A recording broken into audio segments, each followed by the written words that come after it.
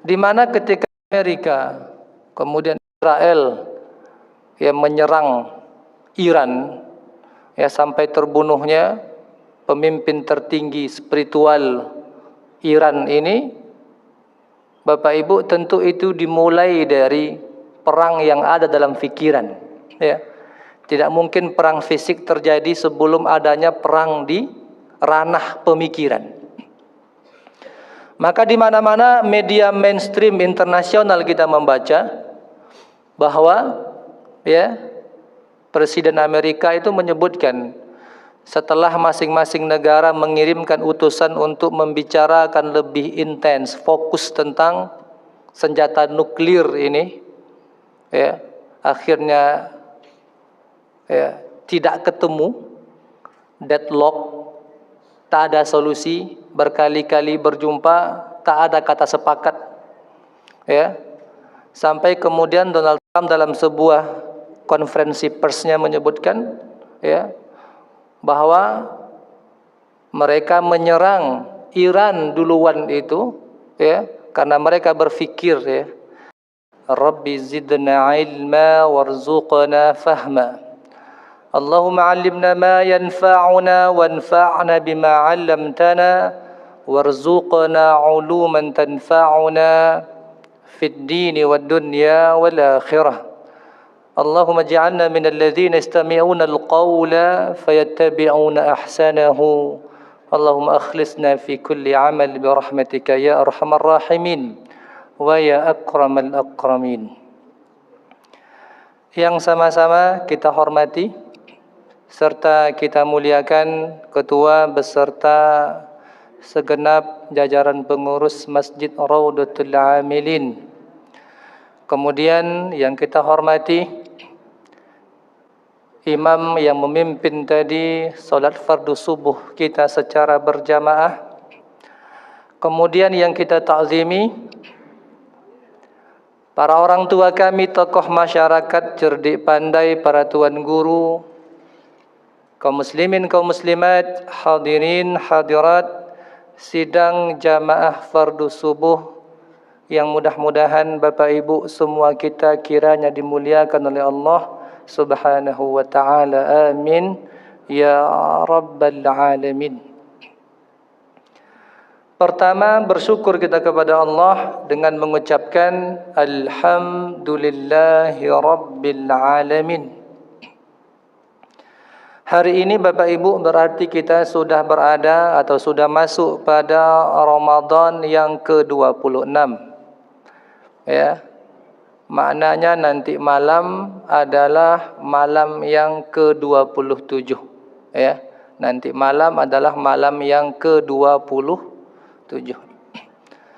Kita bermohon kepada Allah Subhanahu wa taala, ya, mudah-mudahan Allah berikan kepada kita kesehatan, Allah panjangkan usia kita, mudah-mudahan, ya,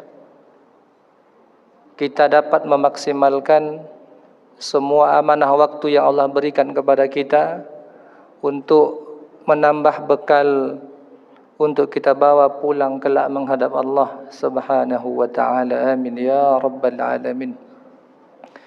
Kemudian Bapak Ibu yang Allah muliakan, salawat dan salam semoga tetap tercurahkan pula hendaknya kepada kekasih Allah, yakni baginda Nabi besar Muhammad sallallahu alaihi wasallam, dengan mengucapkan Allahumma salli ala sayyidina Muhammad wa ala ali sayyidina Muhammad, serta bersalam pula kita kepada beliau dengan mengucapkan assalamu alayka ayyuhan nabi wa rahmatullahi wa barakatuh. Bapak Ibu, mudah-mudahan dengan senantiasa kita bersalawat serta bersalam kepada beliau sallallahu alaihi wasallam, mudah-mudahan kita, ya, diperakui sebagai umatnya Rasulullah, kemudian mendapatkan syafaat dari beliau, dan mudah-mudahan Allah karuniakan kita untuk dapat berjumpa dengan baginda Rasulullah di dalam syurga Allah kelak. Amin ya rabbal alamin. Apa kabar hari ini Bapak Ibu, sehat? Alhamdulillah, mudah-mudahan kita tetap masih semangat ya, karena ini adalah hari-hari terakhir, hari-hari penentuan. Mudah-mudahan Allah berikan kepada kita istiqamah dalam kebaikan. Amin ya rabbal alamin. Kaum muslimin, kaum muslimat rahimakumullahu jami'an.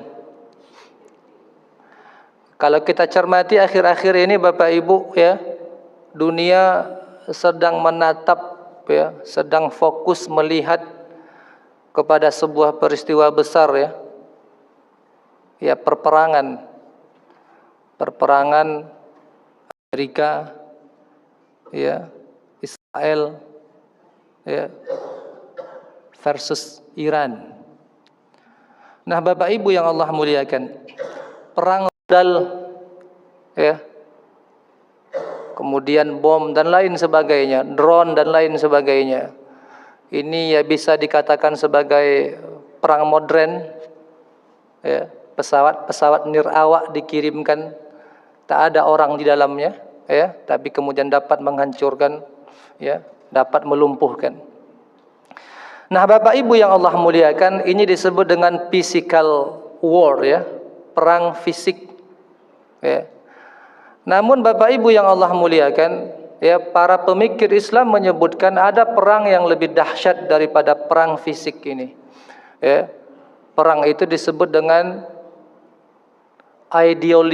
ideological war ya, perang ideologi. Kemudian bisa juga disebut dengan perang pemikiran.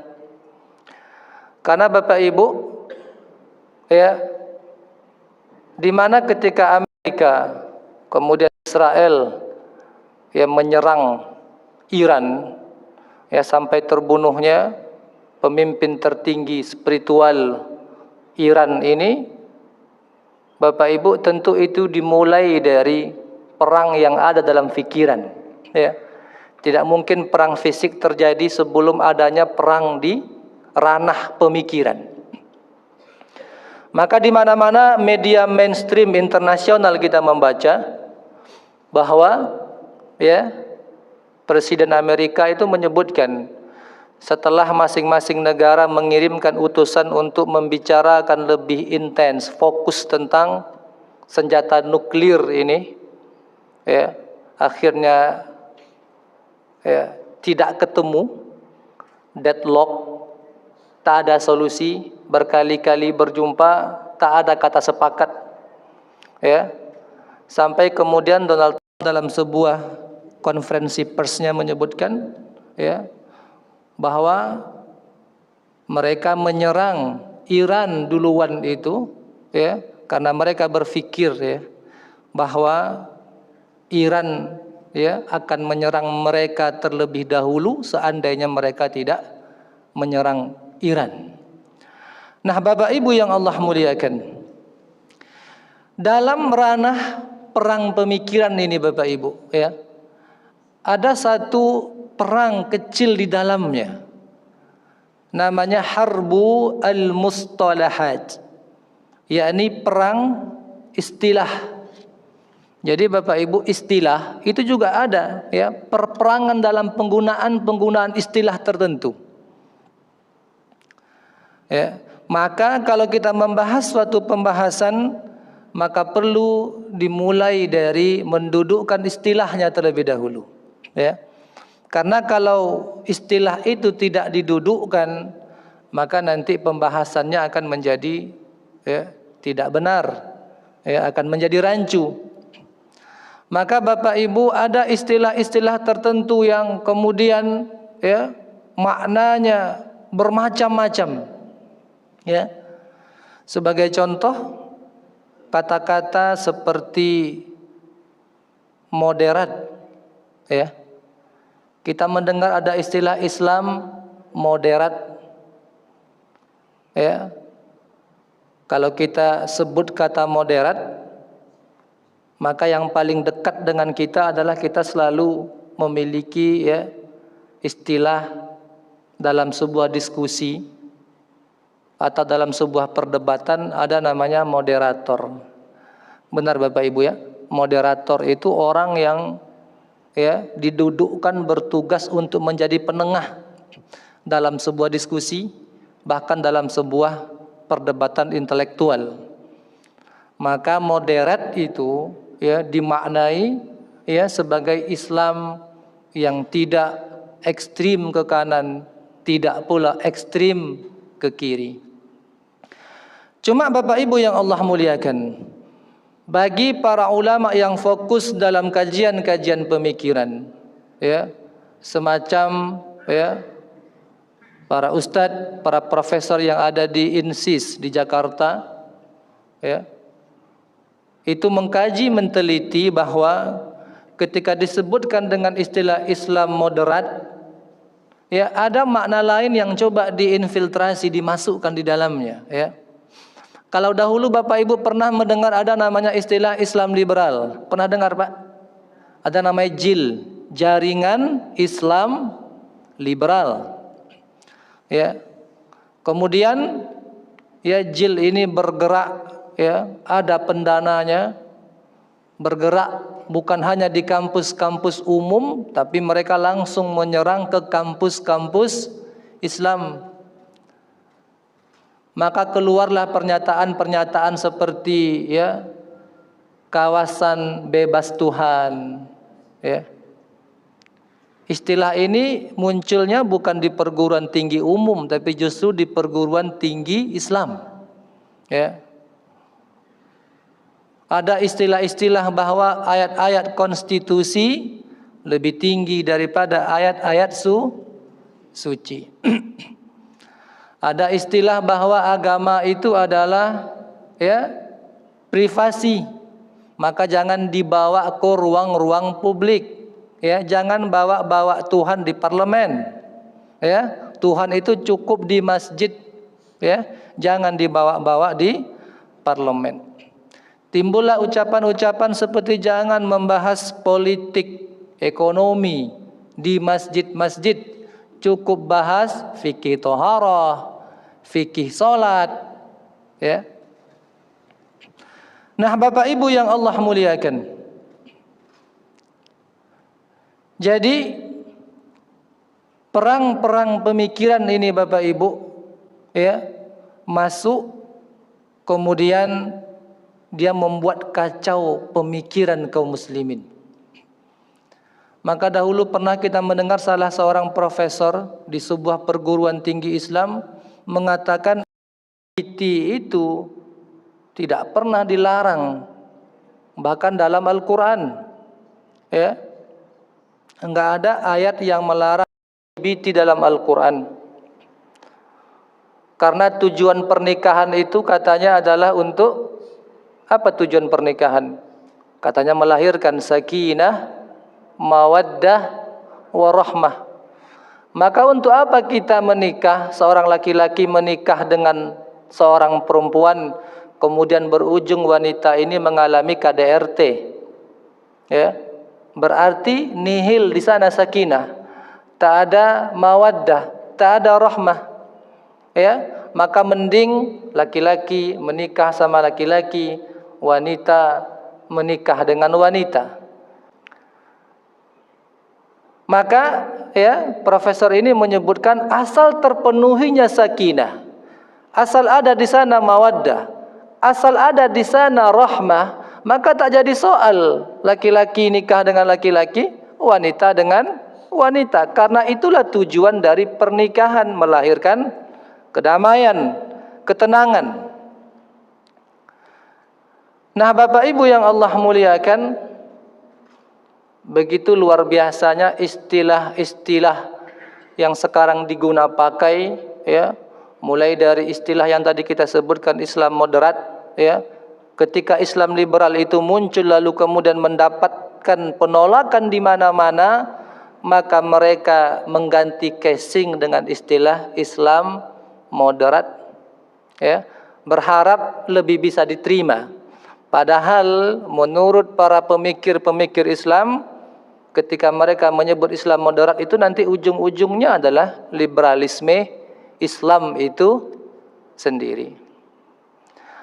Apa buktinya Bapak Ibu? Ya, Apabila ada orang yang kemudian ya ketika dalam sebuah instansi ada sebagai contoh perayaan tertentu keagamaan, tidak ikut dia di dalam itu, maka dia dituding sebagai seorang yang tidak moderat.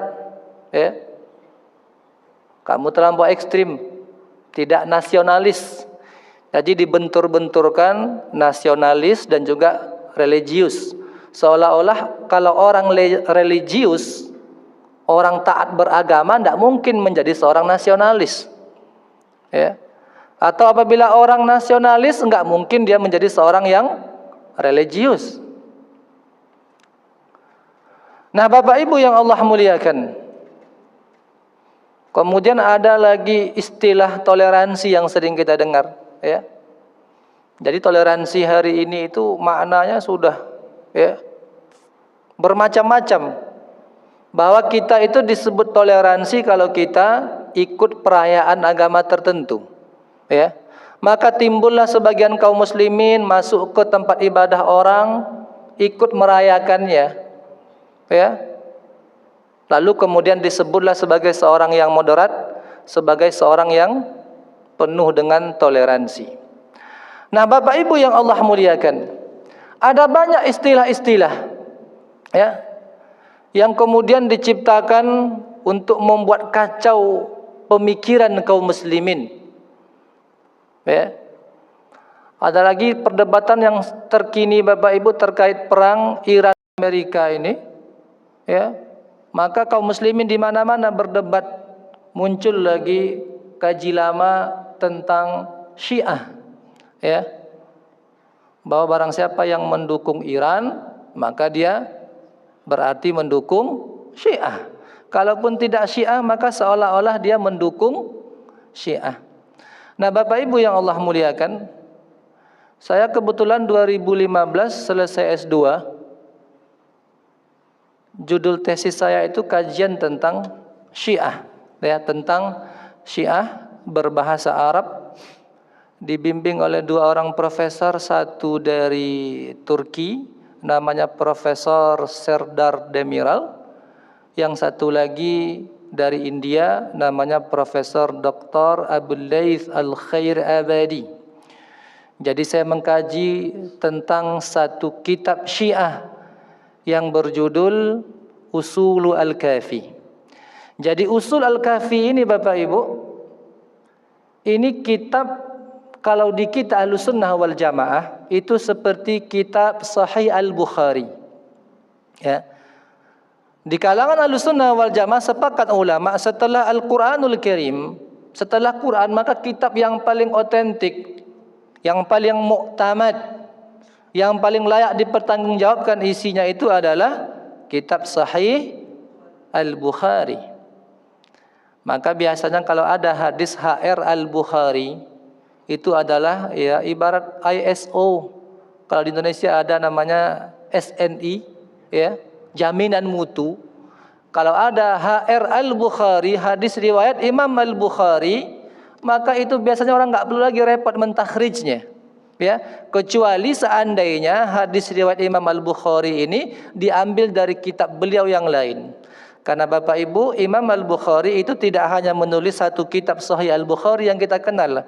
Ada lagi kitab-kitab yang lain semacam Al-Adabul Mufrad. Dalam kitab Al-Adabul Mufrad ini tidak semua hadisnya sahih, ya. Jadi Al-Adabul Mufrad yang ditulis oleh Imam Al-Bukhari itu satu kitab yang beliau tulis secara tersendiri, yang merangkum di dalamnya hadis-hadis tentang adab, tentang akhlak. Maka di dalamnya bervariasi derajat tingkat kebenaran hadisnya. Nah, Bapak Ibu yang Allah muliakan, kitab Ushul Al-Kafi ini bagi orang-orang Syiah itu sama seperti Sahih Al-Bukhari di kalangan Ahlus Sunnah wal Jamaah. Jadi kitab ini yang kemudian menjadi objek kajian, ya, tesis yang saya tulis dulu, ya. Nah, Bapak Ibu yang Allah muliakan, karena tesis ini tentang Syiah, maka mau tidak mau, suka tidak suka, saya harus membaca sekian banyak buku-buku literatur tentang Syiah.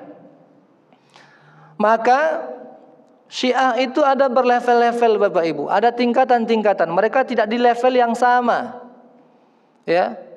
Jadi ketika disebut dengan Syiah, ketika kita berdiskusi tentang Syiah, tanya dulu Syiah yang mana yang kita sedang diskusikan, karena istilah Syiah itu ya banyak definisinya, banyak levelnya, banyak jenisnya. Ya, ada Syiah Itsna Asyariyah. Syiah Imam 12 itu yang banyak dianut di Iran hari ini. Ya. Ada lagi nanti namanya Syiah Zaidiyah. Ada Syiah Ismailiyah. Ada Syiah Ibadiyah yang ada di Oman. Ya. Ada banyak level tingkatan. Adapun Syiah yang paling dekat dengan kita Ahlussunnah wal Jamaah disebut dengan Syiah Zaidiyah. Ya. Jadi Syiah Zaidiyah ini Bapak Ibu hampir semuanya sama dengan kita Ahlussunnah wal Jamaah. Di mana letak perbedaannya? Di antara titik perbedaannya adalah bahwa Syiah Zaidiyah itu menganggap, berkeyakinan bahwa orang yang paling layak menjadi khalifah sepeninggal Nabi Muhammad sallallahu alaihi wasallam, yakni sahabat Nabi yang mulia, yakni Ali bin Abi Thalib. Ya. Bukan Abu Bakar As-Siddiq radhiyallahu taala anhu wa ardhah. Ya. Namun demikian Bapak Ibu, Syiah Zaidiyah ini ya, walaupun mereka berkeyakinan khalifah yang paling layak sepeninggal Nabi itu adalah Ali bin Abi Thalib, namun ketika Abu Bakar dibaiat, mereka kemudian mengakuinya sebagai seorang khalifah yang sah. Ya. Cuma ketika ditanya mana yang lebih afdal, maka mereka mengatakan bahwa Ali lebih baik untuk menjadi pengganti Nabi Muhammad sallallahu alaihi wasallam. Adapun dari tataran fikih amal-amal yang lain sama dengan kita Ahlussunnah wal Jamaah, mereka tidak pernah mengkafirkan para sahabat. Tapi ada lagi namanya ghulatus Syiah. Ghulat itu artinya ekstremis. Orang-orang Syiah yang ekstrim itu ada Bapak Ibu. Bahkan sampai di level ta'lihu Ali. Ta'lih itu artinya menuhankan Ali radhiyallahu taala anhu. Maka ketika saya baca kitab ini, ada narasi-narasi, riwayat-riwayat yang mengatakan bahwa ya, Jibril alaihi salam itu salah mengasihkan wahyu. Harusnya wahyu itu diberikan kepada Ali, bukan kepada Nabi Muhammad sallallahu alaihi wasallam. Ini namanya ghulatus Syiah. Syiah level ekstrim. Bahkan bukan cuma menjadikan Ali itu sebagai nabi, tapi bahkan di level menuhankan Ali. Maka Bapak Ibu, Syiah itu, Syiatu Ali artinya orang yang menolong Ali, orang yang pro terhadap Ali bin Abi Thalib. Nah Bapak Ibu yang Allah muliakan, maka apabila orang hari ini berdebat, ya, Iran ini Syiah, apakah Syiah ini kemudian sesat, kafir atau bagaimana? Maka tidak bisa kita berdebat sebelum kita mendudukkan Syiah mana yang kita bahas. Ya, apakah Syiah Zaidiyah yang mereka hampir sama dengan kita seluruhnya, tidak pernah kemudian melaknat para sahabat, ya? Atau Syiah yang lain yang ekstrim ini? Di kalangan Syiah Bapak Ibu memang ada mereka yang melaknat para sahabat. Bahkan mereka menggelar Abu Bakar dan Umar sebagai sonama, ya, sebagai dua. Sonam itu artinya patung yang disembah, ya, sebagai dua patung. Bahkan sebagian mereka ketika disebut nama Aisyah, mereka tidak menyebut radhiyallahu taala anha, tapi mereka menyebut dengan kata-kata laknatullah alaiha. Dan itu bisa kita dapatkan bahkan di media-media sosial, di YouTube sekalipun ada. Nah Bapak Ibu yang Allah muliakan, maka apabila Syiah yang kita kaji adalah Syiah ya, yang sama dengan kita amaliyahnya, maka tentu tidak bisa kita katakan mereka itu kufar. Ya. Tapi ketika Syiah ini adalah Syiah di level mereka kemudian ya menuhankan Ali, berkeyakinan bahwa Jibril itu salah memberikan wahyu, harusnya kepada Ali bukan kepada Nabi Muhammad sallallahu alaihi wasallam. Ini jelas kemudian menyelisihi ya pokok-pokok dalam ajaran Islam. Nah, Bapak Ibu yang Allah muliakan, maka untuk melihat kemudian fenomena yang berkembang hari ini, kita perlu berangkat dari sebuah definisi yang benar. Jangan sampai terjebak kita ikut-ikutan mengatakan kafir, mengatakan sesat sebelum kita tahu apa tema pembahasannya, ya. Sampai kita tahu kemudian apa tema pembahasannya. Karena Bapak Ibu mengatakan kafir, mengatakan sesat dalam Islam itu tidak sederhana. Itu pertanggungjawabannya sampai ke akhirat. Kalaulah yang kita kafirkan orang yang beriman kepada Allah, itu luar biasa, berat. Ya. Kalau yang kita katakan sesat sementara mereka tidak sesat, itu berbahaya. Nah, kaum muslimin, kaum muslimat yang Allah muliakan, maka harbu al-mustalahat, ya, perang istilah ini menjadi tema bahasan dalam perang pemikiran. Maka hati-hati dengan istilah-istilah ini, ya, jangan sampai terjebak kita sebelum kita memahami ya apa hakikat dari istilah itu sendiri. Nah, Bapak Ibu yang Allah muliakan, termasuklah ketika kita membahas ya masalah waktu.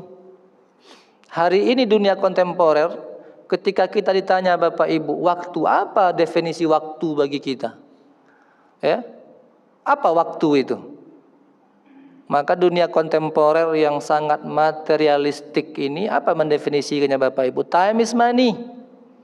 Betul Bapak Ibu? Time is money. Selalu itu kita dengar. Waktu adalah uang. Waktu adalah uang. Itu diulang berkali-kali. Sehingga orang orientasinya adalah uang, uang, uang. Materi, materi, materi. Padahal Bapak Ibu bagi orang yang beriman, waktu ini bukan uang maknanya. Ya, waktu ini adalah pengabdian, waktu ini adalah ibadah, waktu ini adalah amanah untuk kita mempersiapkan bekal. Jangankan waktu, hidup ini sendiri Bapak Ibu adalah pengabdian. Itu yang kita baca ketika salat. Inna salati wa nusuki wa mahyaya wa mamati lillahi rabbil alamin. Sesungguhnya salatku, inna salati wa nusuki, dan ibadah-ibadahku, wa mahyaya, bahkan hidupku. Nah, ini hati-hati, ada yang sebagian orang membaca wa ma yahya, ya. Yang benar adalah wa mahyaya. Bukan wa ma yahya, tapi wa mahyaya wa mamati, bahkan hidupku dan matiku lillahi rabbil alamin. Itu semata-mata pengabdian untuk Allah subhanahu wa ta'ala. Lalu Allah tegaskan kembali, ya, wa ma khalaqtul jinna wal insa illa liya'budun. Sungguh tidak aku jadikan jin dan manusia kecuali untuk mengabdi, menyembah kepada Allah subhanahu wa ta'ala. Nah, Bapak Ibu yang Allah muliakan, maka waktu ini adalah ya sesuatu yang sangat berharga yang kelak kita akan pertanggungjawabkan di hadapan Allah subhanahu wa ta'ala. Diberikan waktu sekian puluh ketika di dunia, sekian puluh tahun, 50, 60, 40, 30, apa yang kita lakukan dengan waktu ini? Ya. Karena apabila orang salah mendefinisikan waktu, waktu itu adalah uang, maka dia sibuk dengan mencari uang, mencari uang, mencari uang. Sampai ketika azan berkumandang pun tidak bisa dia ke masjid, tidak sempat lagi sujud, tidak sempat sekedar ruku. Karena dia menyangka, meyakini waktu ini ya uang. Tidak ada waktu untuk berleha-leha, semuanya untuk bekerja, mengumpulkan pundi-pundi uang. Padahal Bapak Ibu, waktu yang Allah beri ini akan ditanya.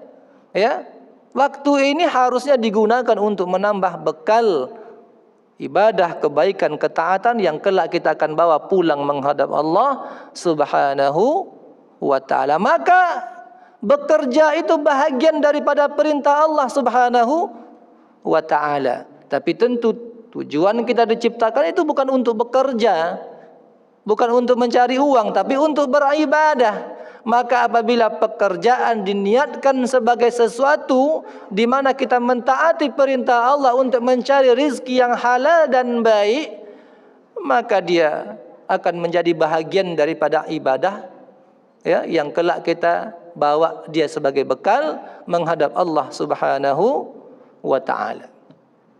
Maka Bapak Ibu, saking pentingnya ini waktu, dalam Quran ada satu surah yang pendek semua kita hafal, ya. Surat ini kata Imam Syafi'i, kalaulah seandainya Allah tidak menurunkan, ya, surah-surah yang lain, dalam Quran Bapak Ibu ada 114 surat. Kata Imam Syafi'i, kalaulah seandainya Allah tidak menurunkan 113 surah yang lainnya, cukup hanya menurunkan satu surah ini, maka ini sudah cukup bagi kita. Apa surah itu?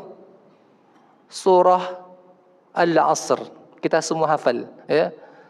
A'udzu billahi minasyaitonir rajim. Bismillahirrahmanirrahim. Wal 'asri innal insana lafi khusr illa alladhina amanu wa 'amilus salihati wa tawassaw bil haqq wa tawassaw bis sabr. Allah bersumpah demi waktu, innal insana, sesungguhnya semua manusia.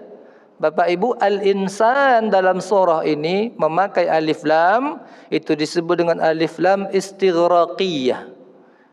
Istighraqiyah ini alif lam yang menjadikan satu kalimat itu mencakup seluruhnya, ya, seluruh manusia, laki-laki, perempuan, apapun sukunya, semua manusia, asal dia manusia maka masuk dalam makna ayat ini. Innal insana lafi khusr, sesungguhnya setiap manusia, seluruh manusia, ya. Allah mulai dengan inna, harfu taukid dalam gramatika bahasa Arab, artinya penekanan, sungguh seluruh manusia. Kemudian lafi, la di sini juga lamut taukid, ditegaskan lagi, benar-benar dalam keadaan rugi.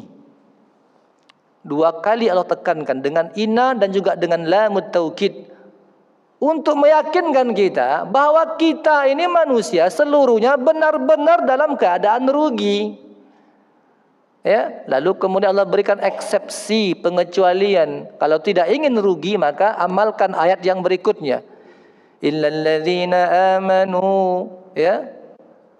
Wal 'asri innal insana lafi khusr illal ladzina amanu wa 'amilus shalihat. Yang pertama, kecuali mereka yang ada iman hatinya kepada Allah Subhanahu wa ta'ala. Maka kalau tidak ada iman kepada Allah, rugi. Rugi siapapun dia, ya. Kemudian yang kedua, agar tidak rugi, ya, illal ladzina amanu wa 'amilus shalihat. Iman itu perlu diterjemahkan kepada amalan, ya. Iman kepada Allah, beriman tapi tidak puasa, ya, tidak membayar zakatnya, tidak mendirikan salatnya, maka iman itu Bapak Ibu perlu diterjemahkan bil jawarih, dengan anggota tubuh, dengan amalan.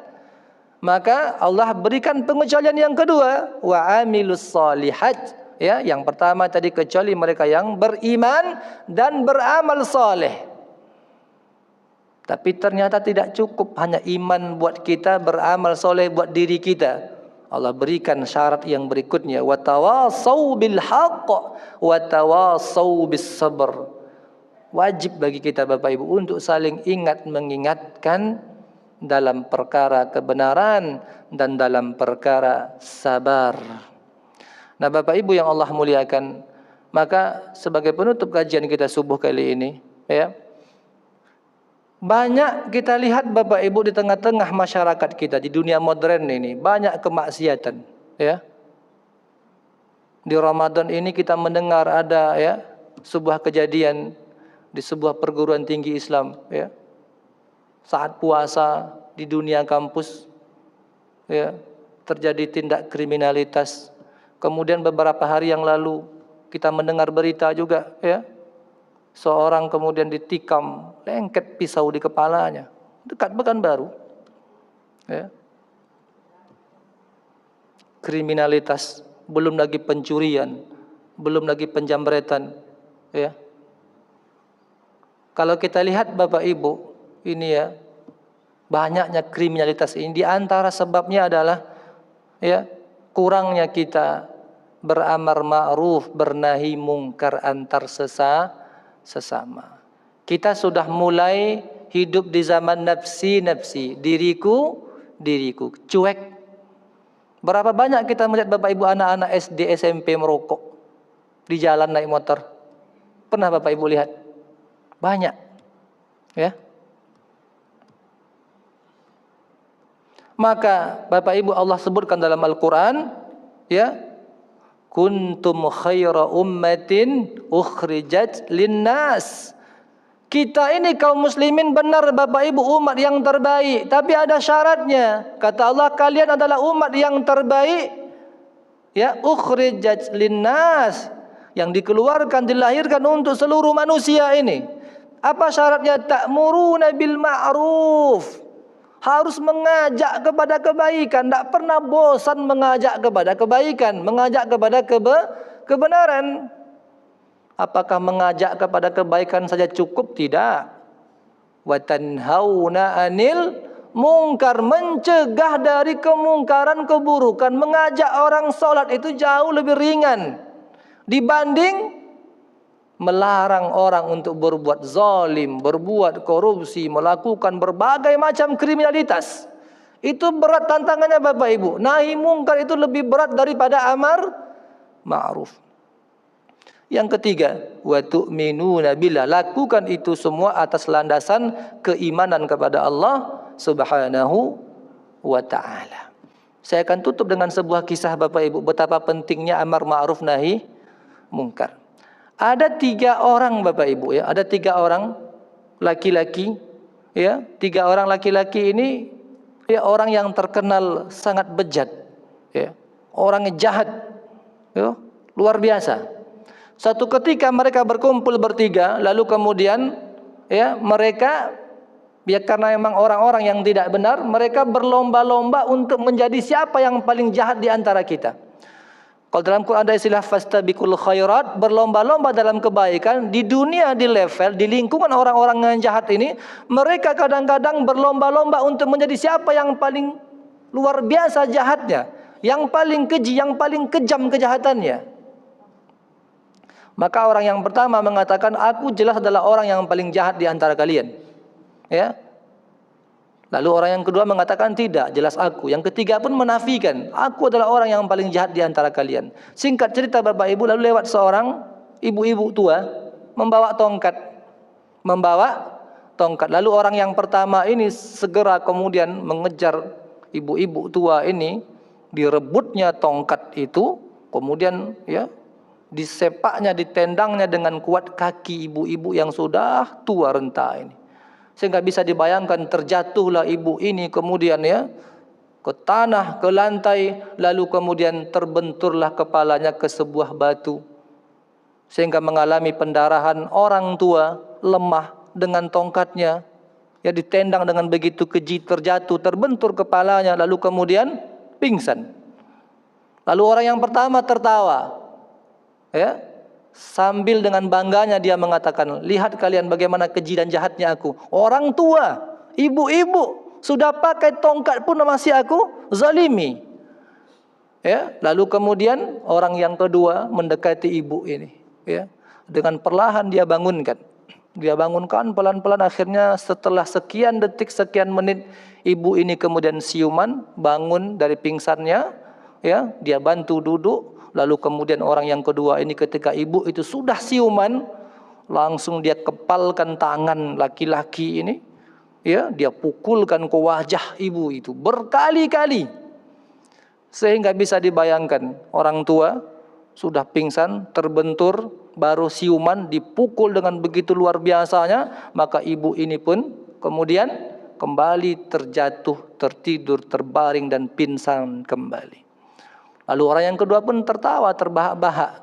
Kalau engkau hanya memukul seorang ibu yang awalnya masih sadar, bayangkan bagaimana jahatnya aku. Orang yang sudah pingsan aku bangunkan untuk kemudian aku pukul kembali. Maka tidak ada yang lebih keji melebihi aku. Lalu Bapak Ibu, singkat cerita, orang yang ketiga pun ya mengatakan, kekejian kalian itu belum ada apa-apanya. Ya. Aku jauh lebih keji, lebih jahat daripada kalian. Sehingga dua orang yang pertama ini heran. Engkau belum melakukan apapun. Engkau enggak memukulnya, engkau hanya berdiri di sana. Bagaimana mungkin engkau menjadi orang yang jahat dan keji? Apa yang engkau lakukan kepada ibu ini yang melebihi kami? Lalu kemudian Bapak Ibu, laki-laki yang ketiga ini pun berkata, aku lebih keji daripada kalian. Kenapa? Tahukah kalian bahwa orang tua itu, ibu itu adalah ibu kandung yang melahirkanku. Bapak Ibu, ya, ibu kandung yang melahirkan kita, ya, bertaruh nyawa membesarkan kita. Lalu ketika ibu yang kita cintai itu dipukul orang dan kita diam, tak ada pembelaan sama sekali, itu jelas kemungkaran, kezoliman. Bahkan kemungkaran itu menimpa ibu kandung kita dan kita mampu cuma diam, tak mencegah kemungkaran itu, maka tidak ada lagi yang lebih keji dari itu Bapak Ibu. Ya, mendiamkan kemungkaran, kezaliman. Maka Nabi ingatkan, barang siapa yang melihat kemungkaran, falyughayyirhu biyadi, rubah dengan tangannya, kekuasaannya. Ada jabatan, gunakan jabatan untuk memberhentikan kezaliman, kecurangan, kriminal.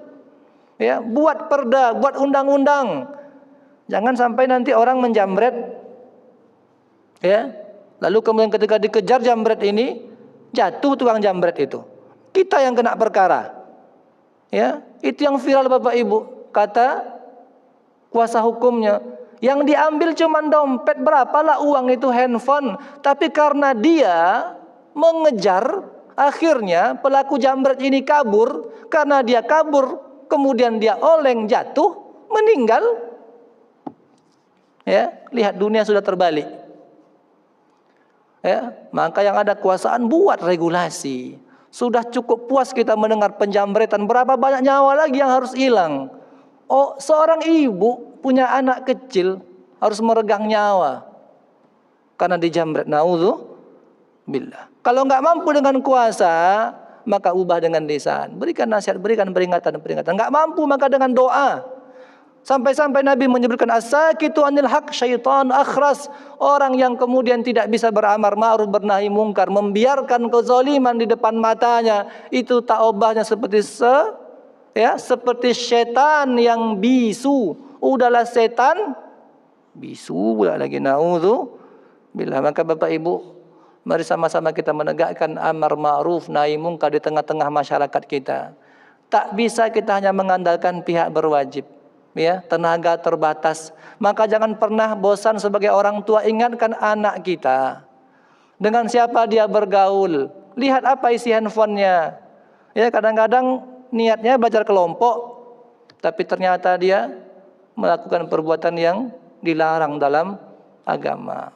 Bapak Ibu, ya, anak-anak kita jangan terlampau berhusnuzon sama mereka. Boleh kita positive thinking, tapi kita sebagai orang tua harus hati-hati. Ya, kita sangka anak itu lurus-lurus di depan kita, tapi kita nggak tahu dia di luar bermain dengan siapa. Dan banyak kejadian Bapak Ibu, ya, banyak kejadiannya. Izinnya belajar kelompok, ya, ternyata dia, ya, anak-anak kecil melakukan perzinaan antar sesama mereka. Ketika dia belajar kelompok di rumah temannya, ternyata kedua orang tua temannya ini sedang nggak di rumah, dan terjadi berkali-kali dan selalu. Maka Bapak Ibu yang Allah muliakan, sebagai orang tua paling tidak dalam kekuasaan kita, rumah kita, anak kita, istri kita, suami kita, ya, cucu kita, maka jangan pernah bosan untuk mengingatkan, ya, beramar ma'ruf nahi mungkar. Jangan pernah lelah untuk menasihati anak, cucu, saudara, abang, kakak, dan orang-orang yang kita cintai yang berada di sekeliling kita. Karena kalau kita lelah bernahi mungkar Bapak Ibu, maka tidak akan ada lagi kemuliaan di tengah-tengah umat ini. Baik Bapak Ibu yang Allah muliakan, barangkali itu yang bisa kita sampaikan dalam waktu yang terbatas ini. yang benar dari Allah Subhanahu wa taala, khilaf salah karena kelemahan kami yang menyampaikan. Terima kasih atas segala perhatian. Sekali lagi mudah-mudahan waktu-waktu yang tersisa ini Bapak Ibu, ada berapa hari ke depan, mari sama-sama kita maksimalkan, tidak hanya fokus kepada ibadah personal kita, tapi ada ibadah sosial yang harus kita tunaikan. Ada kewajiban-kewajiban sosial yang harus kemudian kita tunaikan. Nah Bapak Ibu, demikian jazakumullahu barakallahu fikum. Kita akhiri dengan doa kafaratul majlis. Subhanakallahumma wa bihamdika asyhadu an la ilaha illa ant nastaghfiruka wa natubu ilaik. Wallahu a'lamu wa ahkam. Wa jazakumullahu barakallahu fikum. Wassalamu alaikum warahmatullahi wabarakatuh.